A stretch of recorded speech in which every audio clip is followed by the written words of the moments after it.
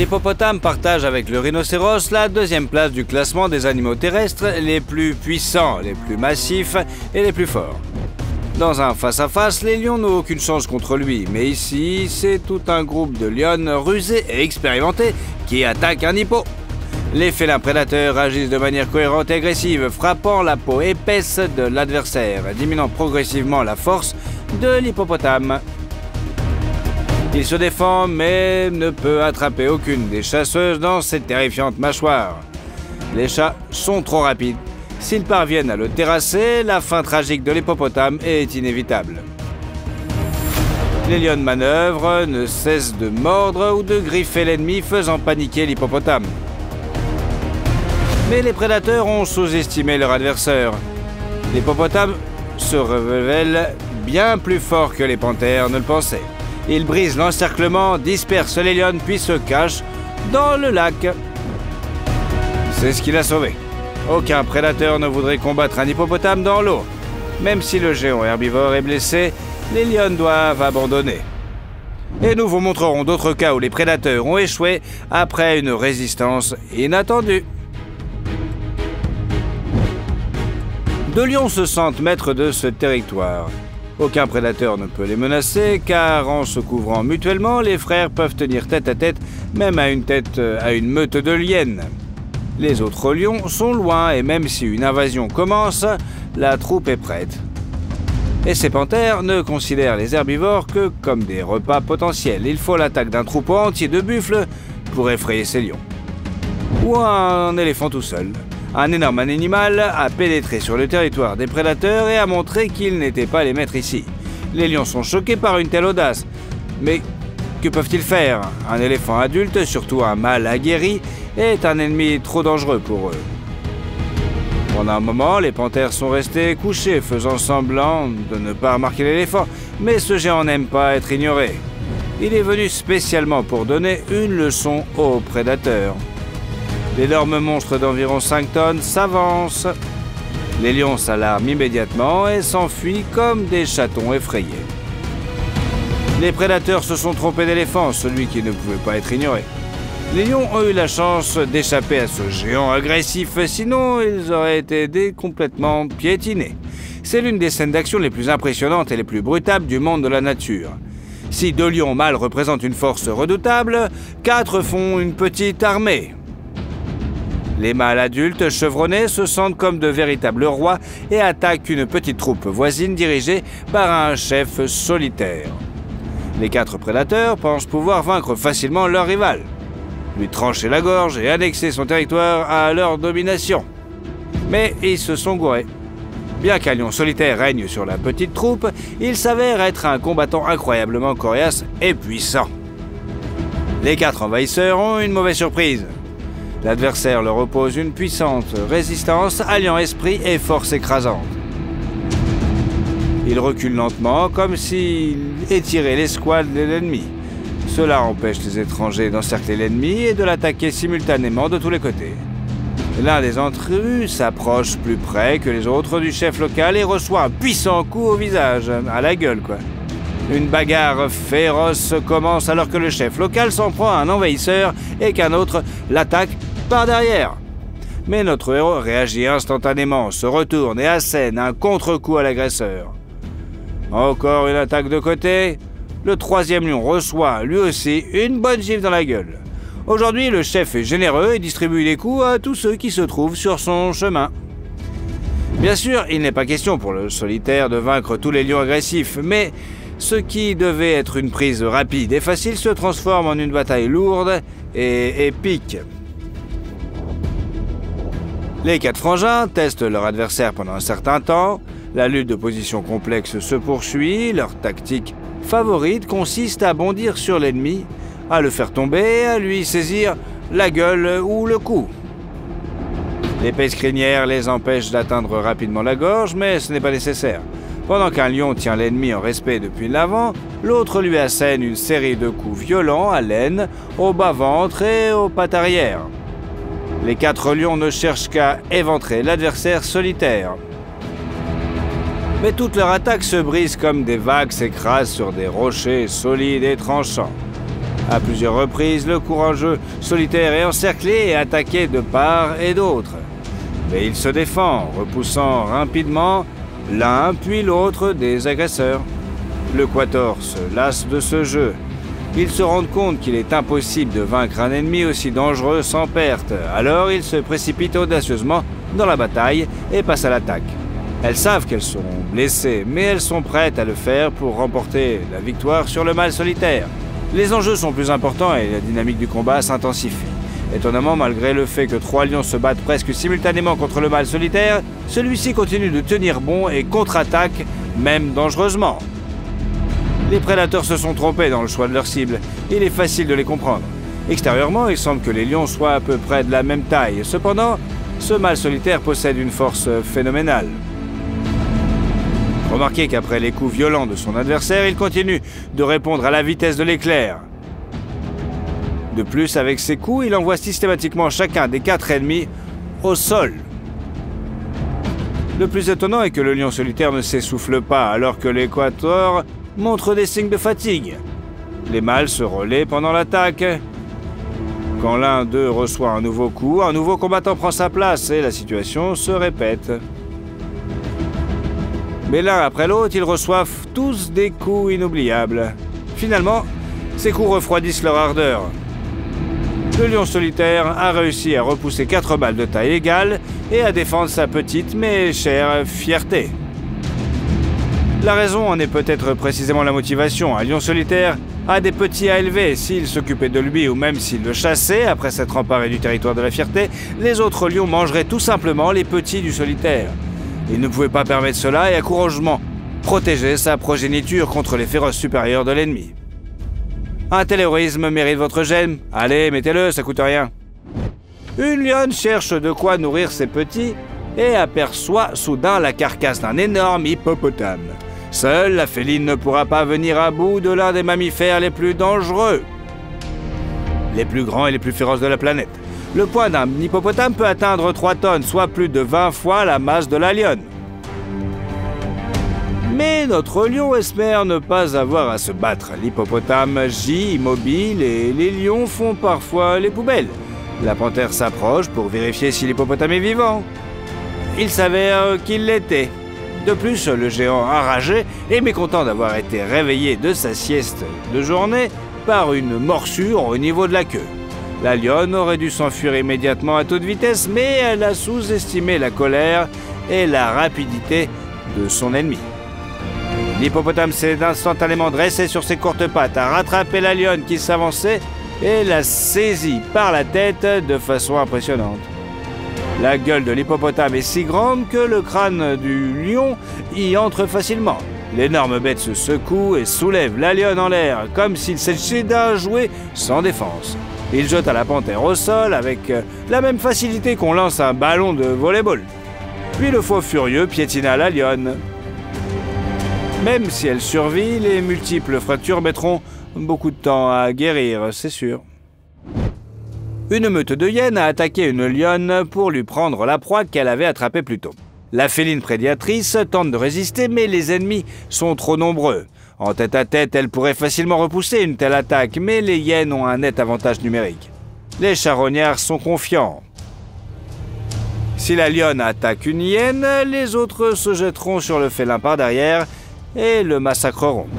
La lionne se défend farouchement, mais ne réalise pas à qui elle a affaire. Certes, les hyènes sont venues prendre son repas, mais si la lionne hésite et ne recule pas à temps, les charognards se feront un plaisir de s'occuper d'elle aussi. Pour eux, l'essentiel est d'encercler l'ennemi. Ainsi, la lionne peut être achevée sans craindre de graves blessures. Il leur suffit de bondir de différents côtés et d'enfoncer leur redoutable mâchoire. La lionne finit par le comprendre. Elle tient bon jusqu'au dernier moment car elle ne veut pas abandonner sa proie, mais les hyènes se rapprochent. La lionne ne peut pas effrayer les ennemis, pas plus qu'elle ne peut réduire leur avantage numérique. Au dernier moment, elle sort de l'encerclement. Les hyènes célèbrent leur victoire. Mais elles se réjouissent trop tôt. Les hyènes se sont trompées d'adversaire car les lions sont aussi des animaux sociaux et de meute. Les bruits de la bataille sont entendus par un grand mâle, le chef de la troupe dont fait partie la lionne. La femelle a eu la chance que le lion expérimenté se trouve à proximité. Pour lui, l'apparition des hyènes n'est pas une menace, mais un cadeau. Il fait 2 fois la taille de la lionne. Sa force énorme lui permet de tenir tête à une meute de charognards, même seul. Le lion est heureux de battre ses anciens rivaux, de reprendre son repas et de protéger sa lionne. Le prédateur enragé se précipite sur les hyènes. Toute la meute se disperse, paniquée par la colère d'un seul lion. Les charognards ont gaspillé tant d'énergie en vain. Ces prédateurs repérés se sont trompés de concurrents et se réjouissent aujourd'hui d'être restés en vie. Un jeune lion est entré sur le territoire d'une autre troupe pour défier son chef. C'est un risque car un mâle seul ne connaît pas la taille de la troupe qui habite ces terres. Dans un duel à 1 contre 1, il aurait eu de la chance, mais il s'agit en fait d'une troupe beaucoup plus nombreuse. Ce ne sont pas 1, mais 3 lions adultes qui règnent. Ils patrouillent ensemble sur leur territoire et rencontrent un invité indésirable. L'étranger adopte immédiatement une attitude défensive. Il comprend dans quel pétrin il s'est fourré. 3 ennemis puissants et expérimentés, dont chacun serait un problème en soi. L'exécution sera-t-elle brutale et les 3 mâles le mettront-ils en pièces? Pas du tout. Les 3 frères lions ne savaient pas à qui ils avaient affaire. Ils se sont précipités pour combattre, sous-estimant manifestement le courage et l'habileté du challenger solitaire. Il s'avère que l'étranger, bien que jeune, possède des qualités d'un combattant expérimenté. Les 3 frères foncent sur l'adversaire. 2 d'entre eux restent en retrait, coupant les voies de sortie de leur victime. L'un des frères lance l'attaque. L'agilité de ses mouvements révèle qu'il a sous-estimé son adversaire. Le jeune lion dévie la première attaque, montrant qu'il lui en coûtera cher de s'attaquer à lui. L'étranger s'accroupit au ras du sol pour protéger son ventre d'une éventuelle attaque d'un autre lion par les flancs. Mais en même temps, il donne de puissants coups de patte, les empêchant de s'agripper et de lui saisir la gorge. Les autres frères s'arrêtent immédiatement et se recueillent. Le chef agressif, qui s'est heurté à la résistance de l'étranger, n'en est que plus furieux de l'audace de ce dernier. Couvert par ses frères, ce lion commence à tourner autour du solitaire, puis lance une nouvelle attaque. Le jeune lion impressionna une fois de plus ses ennemis, il leur assène un coup dans la gueule. Puis, comme s'il poursuivait le mouvement de la patte, il accrocha immédiatement la tête de son adversaire avec ses griffes et fit claquer sa gueule contre le sol. Un tel coup est si dangereux que les autres frères interviennent pour protéger le leur. Mais l'étranger est déjà en train de reculer. Il s'est avéré non seulement remarquablement féroce, mais aussi très intelligent. Le lion solitaire a compris qu'il ne pouvait pas vaincre 3 frères. Il doit trouver un équilibre. Il devait montrer sa force pour que les 3 lions ne le considèrent pas comme une proie et ne se jettent pas sur lui. Mais il ne devait pas non plus être trop arrogant, car si les ennemis se fâchaient sérieusement après avoir été blessés, ils se battraient jusqu'à la fin fatale. Face à 3 lions à la fois, l'étranger ne peut pas tenir bon et se montre prêt à quitter le territoire des 3 frangins. Le lion solitaire, quant à lui, ne cherche qu'à survivre et à sortir intact de leur territoire. Grâce à une combinaison de force et de prudence, il a des chances, vraiment. Les 3 prédateurs ne savaient pas dans quoi ils s'embarquaient et se méfient maintenant de l'étranger, prêt à le laisser partir. Si vous pensez que les lionnes ne se battent jamais contre leurs semblables, vous vous trompez ici. Des lionnes observent attentivement une cible au-delà. Regardez, on les voit. Les lionceaux s'accrochent au dos des femelles adultes. Qu'est-ce qui les a effrayés? Il s'avère qu'un groupe de lionnes a pénétré sur le territoire de ces lionnes. On peut supposer que les chasseurs d'une troupe voisine poursuivaient une proie qui leur a échappé et qui s'est retrouvée là. Cette route est une frontière conditionnelle entre les territoires et les lionnes l'ont franchie. Mais ils ont choisi le mauvais moment pour une telle aventure. Juste à côté, il y avait plusieurs lionnes de la troupe locale. Les envahisseurs avaient un avantage numérique et se sentaient en confiance. Grave erreur. Ces lionnes se sont trompées d'adversaire. En effet, les propriétaires du territoire dans lequel les chasseurs sont entrés étaient avec leurs petits. Pour eux, les lionnes d'un autre troupeau représentent une menace pour leur progéniture. Et cela ne laisse aucune place au compromis. Bien qu'il n'y ait pas de mâle à proximité, cela n'arrête pas les lionnes. Pour protéger les petits, 2 des lionnes chargent férocement les 3 intrus. Sous cette pression écrasante, les ennemis se dispersent. Les 2 lionnes parviennent à s'échapper, laissant derrière elles la lionne retardataire. Il y a quelques instants, les étrangers avaient l'avantage numérique, et voilà que l'invité se retrouve seul face à 2 lionnes enragées. Elles la font tomber dans un combat épique, s'engagent enfin. Les lionnes rugissent et échangent des coups. Remarquez la férocité de l'affrontement. Les 2 lionnes ne veulent pas seulement donner une leçon et se venger de l'intrusion, mais elles veulent en finir avec la femelle étrangère. Celle-ci est sous le choc, mais tente de résister. Heureusement, dans la montée d'adrénaline, les 2 lionnes se percutent accidentellement. Grâce à cela, l'intrus abandonné a pu échapper à ses ennemis et s'enfuir tranquille chez elle. L'invasion a été repoussée, les lionnes de l'élevage voisin ont reçu une douloureuse leçon.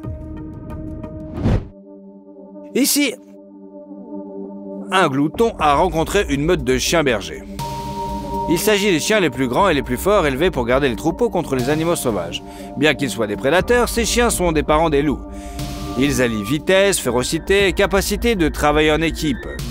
Les chiens entourent notre petit carcajou. Chaque membre de la meute est 2 fois plus grand et 3 fois plus massif que son adversaire. À 5 contre 1, notre glouton n'a aucune chance de s'échapper et a fortiori de l'emporter, n'est-ce pas? Il s'avère que ce n'est pas tout à fait le cas. Cette bête miniature s'est révélée être non seulement un redoutable combattant, mais aussi un véritable casse-cou qui se moque de savoir s'il y a 5 ou 50 ennemis. Il est impatient de se battre. La simple approche des grands ennemis le met en colère et cette petite créature incroyablement agressive contre-attaque avec une telle détermination comme si elle n'était pas face à un adversaire numériquement supérieur, mais plutôt en train de chasser des chiens. Ces derniers sont choqués par un tel assaut. En réalité, notre glouton a l'air tout à fait innocent et mignon lorsqu'il vaque à ses occupations. Regardez sa gueule miniature avec de grandes oreilles et des petits yeux curieux. Des coussinets disproportionnés, un corps allongé, notre glouton ressemble plutôt à une belette. Et on comprend que le chien est sous-estimé à un tel adversaire. Mais derrière la façade de cet adorable animal se cache... Attention, un bulldozer. Il s'avère que ces grosses pattes mignonnes sont très pratiques pour asséner des coups puissants à droite et à gauche. Les chiens, comme les loups, lors d'un combat, utilisent principalement les mâchoires et les coups de bélier. Mais mettre à terre une créature miniature et agile dans le centre de gravité est bas et presque impossible. Et dès qu'un chien tend la main pour mordre le glouton, il reçoit un puissant coup de griffe dans la gueule. Déchirer ou même blesser un glouton est tout simplement impossible. Sa peau est très résistante et son seuil de tolérance à la douleur est incroyablement élevé. En fait, la petite créature se moque éperdument des tentatives de morsure, mais les attaques font mouche qui visent les zones vulnérables du corps de l'adversaire, principalement le nez, le museau, les yeux et les pattes. Et tout ça... Si vous pensez que face à des loups sauvages et plus grands, le glouton ne pourra pas montrer son sang-froid, eh ben, vous vous gourrez. Ici, des loups ont attrapé un cerf et célèbrent leur victoire. Ils sont heureux d'avoir assuré leur nourriture pour les 2 jours prochains, mais les prédateurs ne savent pas sur quel territoire ils sont entrés. Et le voilà qu'il arrive, et il émerge des fourrés et souhaite sincèrement s'attaquer aux 3 loups. Choqués par tant d'audace, les prédateurs tentent de résister à l'ennemi, mais rien n'y fait. Il comprend qu'on ne lui remettra pas la proie de leur plein gré, il frappe immédiatement. La petite créature agressive s'élance sur les loups avec une certitude concrète de sa supériorité. Les prédateurs gris battent en retraite. Ils ne peuvent tout simplement pas encercler et attaquer sérieusement un ennemi qui frappe. Jette un loup sur le côté, puis se tourne vers un autre, et ce jusqu'à ce que tous les adversaires battent en retraite. Paniqués devant un adversaire aussi effrayant. Et là, les loups ont commis une erreur encore plus stupide. Ils ont perçu le blaireau comme une proie. Il faut reconnaître le mérite des loups. Habitant des rudes régions nordiques, ils possèdent une force immense et une grande taille, même par rapport aux autres loups. Chacun d'entre eux est presque aussi grand et puissant qu'un puma. Malgré leur excellente coordination, les deux prédateurs se sentent confiants dans un duel contre un glouton, même si leur expérience leur laisse penser que le combat ne sera pas facile. Cependant, malgré tous leurs avantages et leurs forces, ils ne parviennent pas à venir à bout de l'adversaire solitaire. Notre carcajou se révèle incroyablement rapide, et oui, comprenant le danger que représentent ses adversaires, il évite de se faire encercler. Il danse littéralement dans un schéma périlleux, manœuvrant constamment entre les plus grands prédateurs, les frappant, les mordant et les giflant. Les aptitudes au combat du glouton sont complétées par d'autres caractéristiques anatomiques. Il s'avère que ses grandes pattes, au coussinet disproportionné, ne servent pas seulement à étendre la surface de frappe, mais aussi à empêcher le glouton de s'enfoncer dans la neige. Bien que les loups soient d'habiles combattants dans des conditions difficiles, ils sont loin d'égaler le glouton dans ce domaine. Cette créature compacte a des réactions rapides comme l'éclair et se retourne rapidement vers un nouvel adversaire dès qu'elle tente de l'attaquer par derrière. En investissant toute sa masse dans la frappe, le glouton projette un loup 3 fois plus gros que lui sur le côté. Et si l'impact n'est que passagère, cela joue également en faveur du petit animal, puisque le coup se transforme en saut. Après le saut, le petit combattant se retourne et tourne pour repousser l'attaque du second loup. Un véritable maître contre lequel même deux énormes prédateurs ne peuvent rien. Les loups sont résistants et le combat peut durer des heures. Le seul moyen de se débarrasser de ses ennemis est donc de leur montrer le coup d'une victoire potentielle. C'est pourquoi il se bat non seulement avec efficacité, mais aussi sans pitié. Il tente d'arracher les yeux, de déchirer la gueule, d'endommager leurs pattes et leur nez. À chaque attaque, la fureur et la force du carcajou ne font que croître.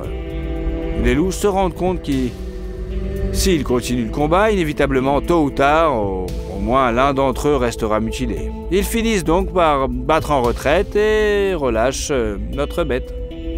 Quelle rencontre où les prédateurs ont dû faire face à une résistance féroce de la part de leurs rivaux vous a le plus surpris? Dites-le nous dans les commentaires et n'oubliez pas de vous abonner à notre chaîne. Allez, faites-le! Vous verrez alors d'autres épisodes du monde de la faune qui vous entoure.